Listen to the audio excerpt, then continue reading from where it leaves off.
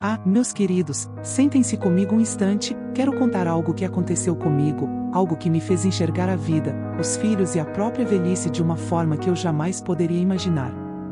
Eu estava em casa, na minha cozinha, o café ainda exalando aquele aroma reconfortante, e meu filho, o Eduardo, sim, vou chamá-lo assim, porque prefiro nomes que soem familiares por aqui, apareceu com aquela expressão que sempre me lembrava o menino que segurava minha mão no primeiro dia de escola.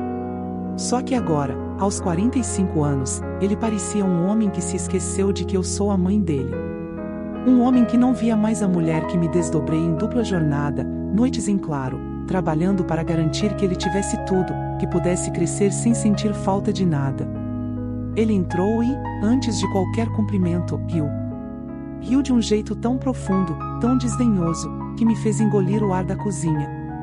Não era uma risadinha de brincadeira, nem aquele sorriso cúmplice que a gente dá a quem ama. Não, era um riso que parecia dizer: como você ainda pensa que tem controle sobre a sua vida? Eu fiquei ali, com a xícara de café esfriando nas mãos, ouvindo meu próprio filho debochar da ideia de que, aos 76 anos, eu ainda pudesse tomar decisões sobre meu dinheiro, meu futuro, minha própria casa. Mãe, ele disse, limpando uma lágrima de riso do canto do olho, você não precisa se preocupar mais com essas coisas. A família cuida, estamos aqui para você. Ele olhou para a esposa, Mariana, que estava ali, sentada no sofá, mexendo no celular, com aquela expressão de tédio elegante, que mais parecia um aviso silencioso de que não estava nem aí para o que eu pensava ou sentia. Ela murmurou algo, talvez um sim ou apenas um ruído para preencher o ar. Eduardo tinha aparecido com a desculpa de se certificar de como eu estava, mas, como sempre, a visita rapidamente tomou outro rumo, o dinheiro. Dessa vez, ele falava de uma startup tecnológica, um tal de não dá para perder, os olhos brilhando com aquela energia quase histérica de quem se acha dono do futuro. Não perguntou se eu queria investir. Falava como se meu dinheiro já tivesse sido reservado, como se cada centavo meu fosse apenas um item na planilha do grande projeto dele. Eu respirei fundo e observei o homem à minha frente. Esse era o menino que, um dia, apertava minha mão com força, aterrorizado e confiante, no primeiro dia de aula. E agora, sentava-se no mesmo lugar que o Arthur, meu falecido marido, costumava ocupar, fazendo piadas às minhas custas, me enxergando não como mãe, mas como utilidade. Quanto você acha que eu tenho, Eduardo? Perguntei, a voz baixa, quase um sussurro perigoso. Ele sorriu de lado, confiante. Mãe, você vendeu aquela livraria pequena por uns 80 mil, não foi? Admiro que tenha conseguido isso, mas não acredito que esteja guardando algum tesouro secreto. Não se preocupe, vou transformar esse dinheirinho em algo que realmente cuide de você. E eu fiquei ali, quieta, porque não corrigi. Ele achava que eu tinha vendido a estante de histórias, o nosso cantinho de 40 anos, por uma ninharia. Na verdade, meu filho não fazia ideia do valor que aquele lugar tinha para mim, do quanto cada prateleira, cada cadeira, cada piso riscado carregava da nossa história. Eu deixei ele acreditar na fantasia, porque a verdade me tornaria um alvo, mais um recurso a ser explorado. Depois que eles se foram, Mariana acenando vagamente, eu lavei a louça em silêncio, cada movimento carregado de uma autonomia que eu tinha cultivado ao longo de décadas. Meu pensamento não estava no riso dele, nem no pedido audacioso. Estava na ligação que recebi na semana anterior, de um jovem do banco chamado Sr. Mendes, gerente de carteira. Ele me contou que um pedido havia sido feito para alterar a titularidade das minhas contas, transferindo o controle total para Eduardo.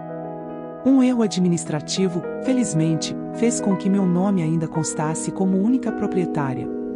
Tudo continuava sob meu controle. Agradeci ao Sr. Mendes e pedi que colocasse uma bandeira de segurança permanente em todos os meus ativos. Isso havia sido há 7 dias, e Eduardo nem sonhava que eu ainda tinha o comando. Ele acreditava que eu era frágil, que meu dinheiro era apenas uma poça pequena a ser gerida. Ele pensava que podia rir na minha cozinha e sair levando meu futuro no bolso. Depois que se foram, abri uma gaveta perto da pia e retirei um caderno verde escuro, de couro, que não tocava há 5 anos. Virei uma página em branco e escrevi, com letra firme e deliberada, 16 de outubro, Eduardo Rio. Sr. Mendes ligou, confirmei que ainda sou a dona. Sublinhado uma vez, 2 vezes, a pressão da caneta deixando marcas profundas no papel. Naquela noite, não consegui dormir. Não era raiva, mas uma clareza que eu não sentia desde que Arthur se foi. Pela primeira vez, senti-me verdadeiramente desperta. Não apenas funcional, não apenas deitada na cama, mas presente, viva, consciente. Eu sou Eleanor Vance, e ainda posso tomar decisões que importam. Na manhã seguinte, preparei um chá preto bem forte e sentei-me à janela, o caderno aberto ao lado. Revi as palavras do Sr. Mendes. Senhora Vance, todas as autorizações exigem sua assinatura pessoal, nada foi alterado. O termo tutor financeiro ficou preso na minha garganta como um vidro quebrado. Eduardo queria se tornar o responsável por mim, por tudo que era meu. Sentei-me, silenciosa, olhando para o quintal que Arthur e eu cuidávamos, sentindo cada centímetro da minha casa como meu território. Retirei do armário um arquivo antigo, marcado simplesmente como família. Dentro, recibos de 3 décadas de apoio ao filho, mensalidades, empréstimos, investimentos em negócios que falharam, todos os papéis de uma vida de doações que nunca foram devolvidas. Pude ter gritado, exigido explicações, mas para quê? Uma desculpa não mudaria nada. Em vez disso, peguei o telefone e marquei uma visita ao banco. Sr. Mendes, gostaria de agendar um horário presencial. É pessoal, disse, firme, sem vacilar. E assim começou a minha reconquista. No dia marcado, dirigi até o banco. Estacionei do outro lado da rua, observando as pessoas entrando e saindo, cada rosto marcado pelas pressões da vida moderna. Eu sempre tive o hábito de me fazer pequena, invisível, não atrapalhar ninguém, passar despercebida. Mas naquele dia, decidi que esse hábito terminava ali. O Sr. Mendes me esperava no saguão, um homem mais jovem do que eu imaginava, talvez na casa dos 30 e poucos, com um sorriso amável e um aperto de mão firme. Ele me conduziu a uma sala privativa no fundo do banco. Revisei suas contas esta manhã, começou ele, virando a tela do computador para que eu pudesse ver. A senhora é cliente há 42 anos. Isso é uma prova de lealdade, e lealdade é uma virtude subestimada. Sorri levemente. Um pequeno gesto, mas suficiente para mostrar que eu estava atenta. O senhor estava certo em se preocupar, continuei, com a voz firme. Os formulários que seu filho enviou pediam total autoridade financeira, procuração, controle de toda a minha carteira de investimentos, tudo listado com ele como meu único responsável. Ouvir aquelas palavras em voz alta solidificou a determinação que eu sentia há dias. Ele acreditava que eu não notaria, mas eu percebia cada movimento, cada intenção. Claro, recusamos a solicitação, afirmou o Sr. Mendes, sereno. Por curiosidade, a única razão de os formulários terem sido sinalizados para revisão é um protocolo de segurança que a senhora mesma ativou 5 anos atrás, quando vendeu sua livraria. Sorri com uma pontada de orgulho silencioso. Lembrei-me de quando entreguei a estante de histórias para um casal jovem, cheio de sonhos, apaixonado pelos livros tanto quanto eu e Arthur fomos. Eles ainda me enviam cartões todo Natal. Eles entenderam que aquela livraria não era apenas um negócio, mas a alma de uma vida inteira. Gostaria de fazer algumas alterações, disse eu, com clareza. Ele estava preparado. Passou-me uma pasta com formulários para atualizar beneficiários, remover cartões adicionais, restringir solicitações online e por telefone, exigir verificação presencial. Tudo o que eu precisava para proteger minha autonomia estava ali, ao meu alcance. Peguei do bolso um pedaço de papel dobrado com uma lista detalhada de cada conta que queria bloquear. Nada de acesso conjunto, nenhum cartão vinculado, nenhuma exceção. Quando ele leu a lista, seus olhos se arregalaram ligeiramente ao perceber a extensão real dos meus ativos e do fundo familiar. Este fundo familiar foi criado há 12 anos, nomeando seu filho e os netos como beneficiários. Nunca foi ativado. Deseja modificá-lo ou encerrá-lo? Perguntou ele, olhando-me. Quero revogá-lo, respondi, firme. O peso da minha autoridade finalmente se fez sentir, e eu sabia que não mais dependeria de ninguém para decidir meu próprio destino. O banco parecia outro mundo comparado à minha rua tranquila e arborizada. As pessoas apressadas, os rostos carregando preocupações que não eram minhas, e eu ali, finalmente ocupando espaço sem medo. Sentia-me leve, ao mesmo tempo, forte, como se tivesse redescoberto uma parte de mim que pensava perdida. Ao voltar para casa, a sensação de vazio que antes me dominava deu lugar a algo diferente. A casa parecia expectante, como se as paredes soubessem que algo mudaria. Não havia triunfo, nem raiva, apenas um cansaço profundo, misturado com uma solidez nova.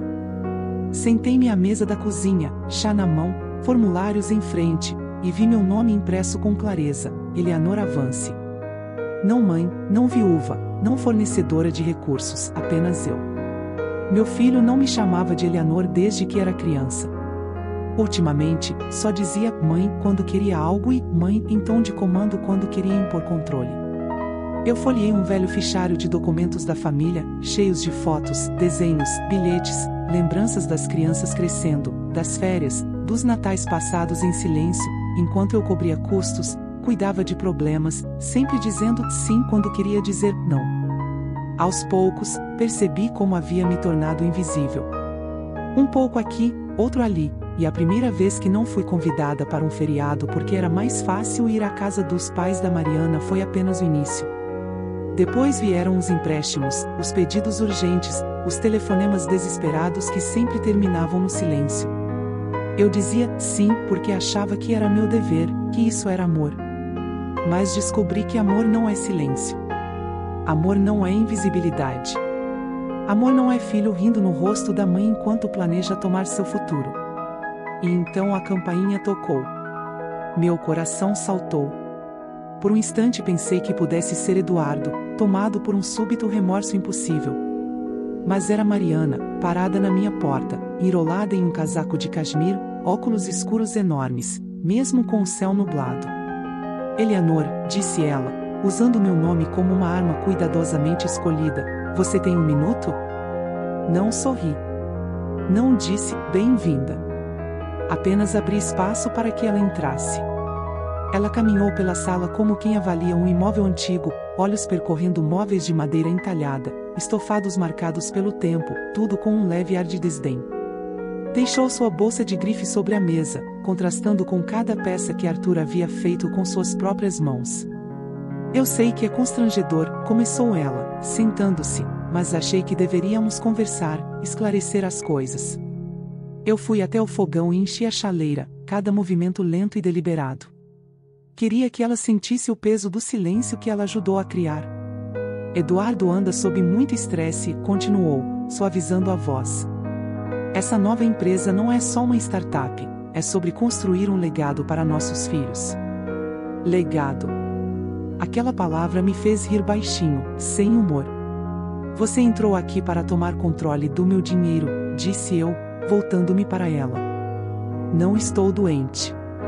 Ela tentou negar, mas a verdade era clara. Eles haviam planejado um futuro onde eu seria gerida como se fosse um problema a ser resolvido, um patrimônio a ser liquidado. Eu despejei água quente em 2 xícaras e coloquei uma delas à sua frente. Ela não tocou. Você esperava que eu não percebesse, disse, calma, que eu apenas assinaria tudo porque sou velha e confiante. Eleanor, não é justo, respondeu, com aquela voz ensaiada de indignação. Não, interrompi, firme. Não é justo que eu tenha pago por aparelhos dentários do seu filho, coberto hospitalizações, passado 4 natais sozinha enquanto vocês viajavam, e mesmo assim acreditasse em ter direito de planejar o fim da minha vida como se fosse uma fusão empresarial. Ela puxou um envelope grosso da bolsa, colocando sobre a mesa o plano de negócios. Não toquei nele. Se você veio aqui esperando que eu reconsiderasse, leu a situação completamente errado. Não estou com raiva. Não estou desapontada. Estou simplesmente concluída. Mariana se levantou lentamente, sua dignidade parecia uma armadura frágil. Sussurrou algo sobre eu me arrepender, mas quase sorri. Não, respondi pela primeira vez em muito tempo, não vou me arrepender. No dia seguinte, o telefone vibrou no balcão da cozinha. Era Clara, minha neta, a menina sensível e brilhante, que parecia viver em um mundo mais gentil que o de seus pais. Oi, vovó, lhe disse ela, tentando soar animada, mas com aquele tom apressado que revelava ansiedade. Só queria saber como você está. Sorri, segurando o telefone com cuidado, como se fosse segurar um pedaço de infância que quase desapareceu. Que surpresa adorável! Está tudo bem, querida? Ah, sim, totalmente, respondeu rápido demais, quase forçando a voz. Eu estava pensando, talvez eu pudesse passar aí mais tarde. Eu adoraria, falei, sentindo um calor no peito.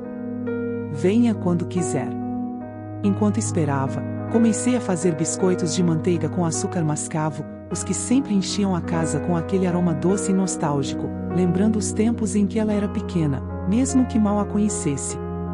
Quando bateu à porta, a encontrei nervosa, abraçando-me com força.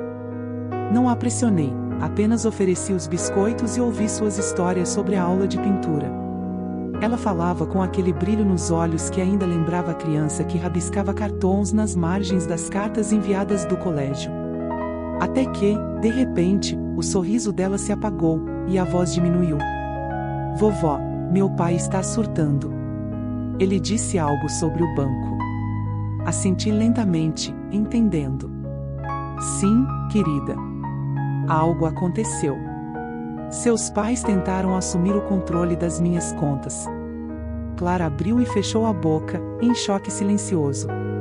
Eu nunca tive dúvidas sobre o que eles queriam, disse ela, finalmente, quase em sussurro. Só que, eu deixei acontecer por muito tempo porque achava que era meu dever ajudá-los. Eu sei, minha querida, disse eu, segurando sua mão pequena e firme. Até que deixou de ser ajuda e passou a ser uma obrigação. Ela olhou para mim, os olhos grandes, refletindo confusão e compreensão simultaneamente. Então, o que você vai fazer? Perguntou, com a voz quase engasgada. Já fiz, respondi, calmamente. Levantei-me e busquei uma nova pasta, fresca, com uma aba rotulada cuidadosamente, Fundo Educacional Clara Imivance. Coloquei-a entre nós. Ela olhou para o documento, lágrimas ameaçando escapar. Não entendo, sussurrou. Um dia, querida, você vai entender. Sorri levemente. É um presente, não uma transação. Quando Eduardo finalmente ligou, era quase 10 horas. Deixei tocar 2 vezes antes de atender. Mãe, começou ele, a voz afiada e ofegante, o que diabos você fez? Garanti meu futuro, Eduardo. Acabei de falar com o banco. Eles disseram que você revogou tudo, o fundo, as autorizações, tudo? Sua voz subia em frustração. Isso mesmo, respondi, tranquila. O silêncio do outro lado da linha era pesado, cheio de raiva contida. Ele tentava controlar, argumentar, mas eu já não estava mais na posição de ser manipulada. Não se faz isso sem falar comigo, disse ele, tentando recuperar a autoridade. Havia um sistema? Corrigi, suavemente. Agora, eu sou parte dele, mas não como vocês pensavam. Eduardo respirou fundo, mudando de tática. Mãe, você está exagerando. Aquela papelada era só uma formalidade, para facilitar. Você mesma disse que essas coisas te sobrecarregam. Não, filho. Cortei com calma. Você disse isso. Eu apenas parei de discutir. Naquele instante, pude ouvir Sofia ao fundo, sua voz afiada e apavorada. Eduardo respirou fundo, tentando outro argumento. Você está sendo cruel. Não, estou sendo clara, corrigi. E ser clara é diferente de ser cruel. Ele tentou um último apelo, mas percebi que finalmente entendi a profundidade da situação. Não deixe que um mal-entendido atrapalhe tudo que construímos. Tudo que você construiu, Eduardo? Perguntei, minha voz firme e serena. Eu construí a base que você pisa. Agora estou apenas removendo meu nome dos projetos que você pensou que eram seus. Houve silêncio do outro lado. Finalmente, uma voz fria e distante. Tudo bem, se é assim que você quer. Não se trata do que eu quero, disse, encerrando a ligação. Trata-se do que é meu, de quem eu sou. Na manhã seguinte, voltei ao banco. O Sr. Mendes estava esperando, e levei um pequeno presente, uma lata de biscoitos que fizera para Clara. Não precisava, disse ele, sorrindo. Eu sei, respondi, com um pequeno sorriso de volta. Mas quis fazer. Existe uma diferença entre fazer e apenas ter feito, não acha? Revisamos os novos documentos do Fundo Educacional para Clara e finalizei a revogação de todas as autorizações antigas. Tudo estava agora selado, seguro, inalterável. Já vi muitas pessoas mudarem planos por raiva ou medo, mas você, ele pausou, escolhendo as palavras com cuidado, está fazendo isso com paz. Isso é raro. Sorri, sentindo a verdade de suas palavras. Não estou com raiva, Sr. Mendes. Apenas terminei de ser apagada. Ao sair, o ar de outono estava fresco e limpo. Pela primeira vez em muito tempo, senti que o mundo fazia espaço para mim. Compreendi que um legado não é o que se deixa para as pessoas, mas o que se deixa nelas. Força, limites, dignidade silenciosa, recusa em ceder. E aquele legado, finalmente, era meu. Nos dias seguintes, organizei a casa, revendo fotos antigas, lembranças das crianças, bilhetes, tudo que me lembrava que uma vida inteira tinha sido vivida com amor, mesmo que às vezes despercebido. Clara visitava frequentemente, e cada encontro era uma oportunidade de construir algo verdadeiro, sem expectativas ocultas, sem obrigações veladas. Aprendi que, por mais que filhos e netos sejam importantes, a vida de uma pessoa não pode ser entregue ao controle alheio. O respeito começa com reconhecer a autonomia de quem sempre cuidou de todos. E, naquele pequeno apartamento com a cozinha ainda perfumada de biscoitos e chá, eu sentia que, finalmente, havia recuperado não só meus recursos, mas minha voz, minha autoridade e, sobretudo, minha paz. Os dias que se seguiram foram de uma quietude reconfortante, mas carregada de uma consciência nova. Pela primeira vez em anos, minha casa parecia verdadeiramente minha, e não apenas um espaço para acomodar expectativas alheias. Cada canto refletia decisões minhas, pequenas ou grandes, e eu sentia uma serenidade inesperada na simplicidade do cotidiano. Arrumar os armários, organizar papéis antigos, limpar a cozinha, tudo isso agora era feito sem pressa, sem obrigação, mas com a sensação de que cada gesto era um lembrete de minha própria agência, de meu direito de existir plenamente. Clara se tornou uma presença constante e leve em minha vida. Ela não vinha apenas para falar de arte, mas para compartilhar pensamentos, sonhos e fragmentos do mundo que começava a construir para si mesma. Era lindo observar como ela aprendia, sem perceber, sobre limites e respeito, sobre a importância de reivindicar espaço sem se sentir culpada por isso. Havia momentos em que seus olhos refletiam aquela mesma determinação que eu sentia, como se enxergasse, por trás da experiência de seus 15 anos, a força que levava uma mulher a reclamar seu lugar no mundo. Certa tarde, enquanto ela pintava silenciosa em meu estúdio improvisado, me aproximei e fiquei observando o esboço que traçava com tanto cuidado. Cada pincelada era precisa, pensada, carregada de intenção.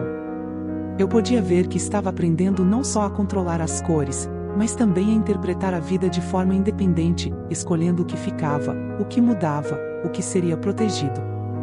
Vovó, olha como ficou. Disse ela, seus olhos brilhando com orgulho e timidez ao mesmo tempo. Eu sorri, tocada. É lindo, Clara. Cada detalhe mostra que você está colocando muito de si nisso. E segurei sua pequena mão, firme e segura, sentindo que, mesmo jovem, ela já compreendia a importância de cuidar de si mesma. Nunca se esqueça, querida, sua vida é só sua. E você decide o que ficará, o que será mudado e o que será protegido. As ligações de Eduardo e Sofia diminuíram.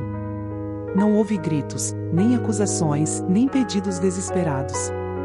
Aparentemente, a realidade se impôs de forma sutil, mas clara. A mãe que pensavam frágil e dócil agora era sólida e incomodamente independente. E embora ainda houvesse uma tensão silenciosa ao se falar em dinheiro ou decisões familiares, percebi que a paz interior que eu sentia era mais importante do que qualquer reconciliação forçada ou entendimento que não viesse naturalmente.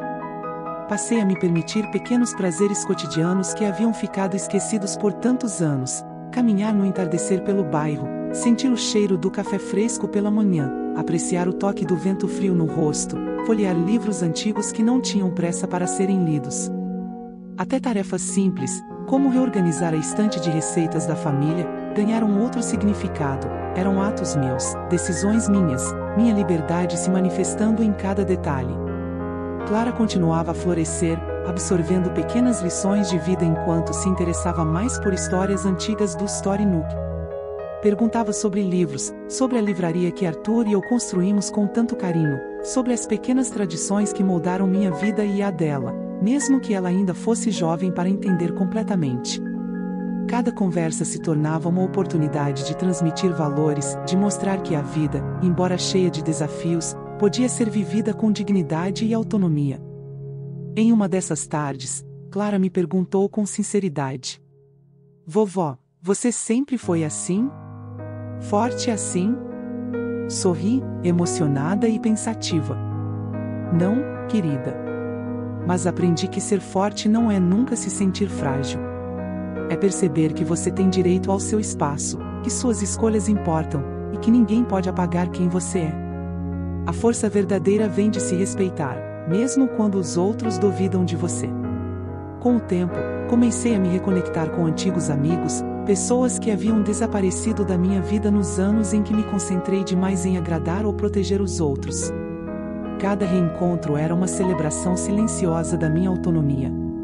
Conversas longas, risadas compartilhadas, lembranças evocadas, tudo se tornava um lembrete de que minha vida me pertencia, e que a felicidade não precisava depender da aprovação de ninguém. As tarefas do dia a dia passaram a ser cheias de presença e significado. Lavar a louça, preparar o café, organizar meus documentos, cada ato era um exercício de consciência e um lembrete de que ainda tinha voz, ainda podia decidir, ainda podia existir plenamente. E percebi, com clareza, que a liberdade não é apenas fazer o que se quer, mas também proteger aquilo que é seu, cuidar de quem se é e jamais permitir que outros ditem seu valor. Eu ainda mantinha o contato com Clara de forma consistente, e essas interações se tornaram o núcleo da minha vida. Ela aprendia, crescia, mas também me lembrava, diariamente, do que era importante: estabelecer limites, valorizar o que temos e saber quando dizer não. Juntas, reconstruímos a ideia de família, de legado, não baseado em dinheiro ou poder, mas em confiança, respeito e amor genuíno.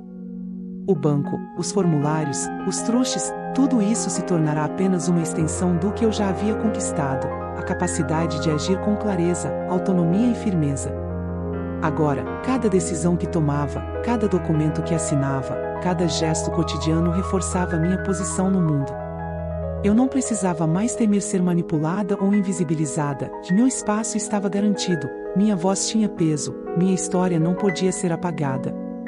Uma tarde, enquanto Clara me mostrava suas aquarelas, senti algo profundo e definitivo: meu verdadeiro legado não estava nos bens que deixaria, mas nas lições que transmitiria, na forma como viveria e no exemplo de limites, força e respeito que ela testemunharia.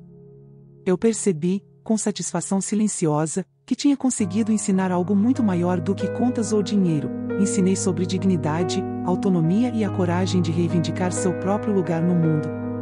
Sentei-me na varanda, sentindo o vento frio e leve tocar meu rosto, e respirei fundo. A vida continuava, sim, mas agora havia espaço para mim, para minhas decisões, meus pensamentos e meus pequenos prazeres. E isso, pensei com um sorriso sereno, era mais precioso do que qualquer fortuna ou herança. Era a certeza de que finalmente havia reivindicado meu lugar no mundo de forma completa e irrevogável. E assim, enquanto o sol se punha, tingindo o céu de tons quentes e dourados, senti uma paz silenciosa. Não era a ausência de problemas, mas a presença firme de mim mesma, de Eleanor Vance, mulher inteira, dona de sua história e de sua vida, finalmente completa e sem necessidade de aprovação de ninguém.